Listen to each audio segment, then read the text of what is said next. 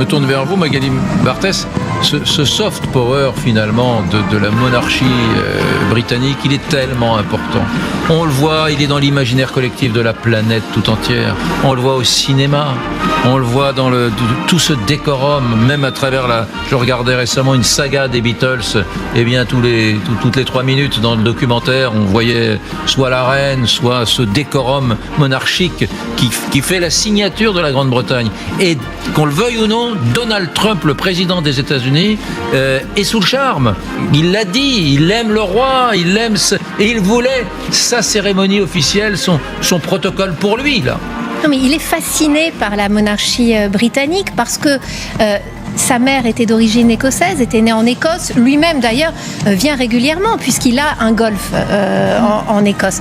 Donc, il a quand même été bercé par ces images, en effet, du faste britannique. Et en effet, comme lui adore tout ce qui est, en effet, dorure, honneur, évidemment, aujourd'hui, pour son orgueil, son ego, c'est évidemment un moment qu'il savoure. Et il le savoure d'autant plus qu'en effet, c'est le seul dirigeant qui ait jamais eu droit à 2 visites d'État lors de sa vie politique. Donc, il a un traitement de faveur et il en est bien conscient et il le dit sur tout son réseau social. Il ne cesse de dire à quel point il est heureux et à quel point tout ça va être énorme. Est-ce qu'on sait si les 2 hommes qui sont en train de se parler sur cette image en direct, c'est-à-dire le roi d'Angleterre et Donald Trump, entre eux, le courant passe? On a dit qu'avec le Premier ministre britannique travailliste, donc de gauche, de centre-gauche, c'était pas l'idylle la plus passionnante, la plus folle, mais avec le roi.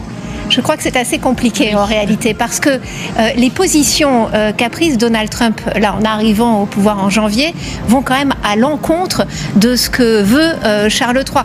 Quand Donald Trump explique sur le ton d'une boutade, mais quand même qu'il va annexer le Canada, vous avez Charles III qui prend, alors qu'il est en traitement pour son cancer, immédiatement l'avion et qui va apporter son soutien au Canada, qui fait partie évidemment du Commonwealth.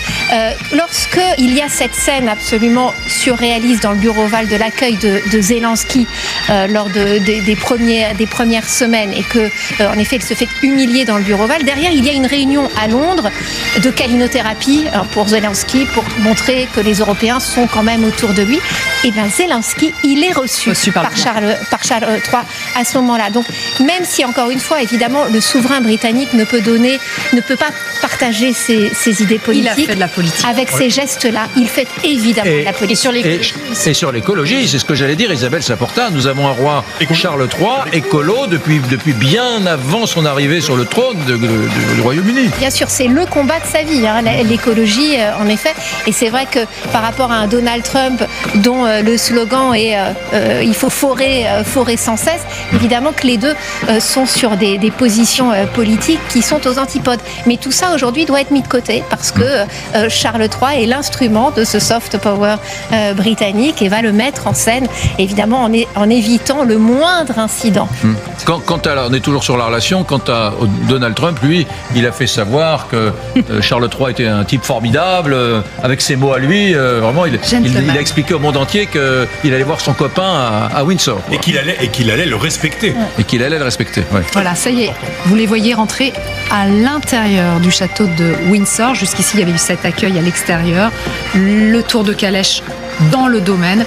Et donc, ça y est, Donald Trump, Melania Trump sont entrés dans le château de Windsor en compagnie du couple royal, en compagnie du couple princier pour le déjeuner qui va pouvoir commencer hors presse, hors caméra, avant donc les différents rendez-vous de l'après-midi, notamment une cérémonie militaire avec un défilé aérien. Ça aussi, Donald Trump va y être très sensible. Et ce banquet d'État qui sera donné dans ce château à 21h.